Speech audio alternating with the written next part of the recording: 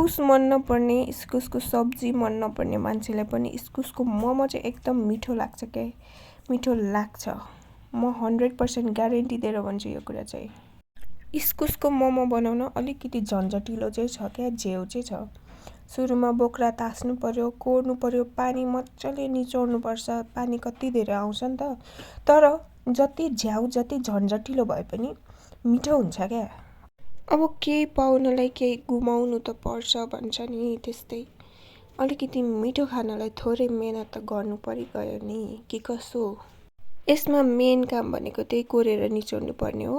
अरू सबै अर्को मोमो जसरी बनाउँछ त्यसरी नै बनाउनु पर्ने हो। अब कसैलाई धेरै मसला हालेको मन पर्ला, कसैलाई थोरै हालेको मन पर्ला, कसैलाई के हालेको त्यो आफ्नो तरिकाले बनाउने हो। तर हजुरहरू पनि अवश्य इस्कुसको मोमो बनाएर खानु होला, रिग्रेट चाहिँ अलिकति पनि गर्नुहुने छैन।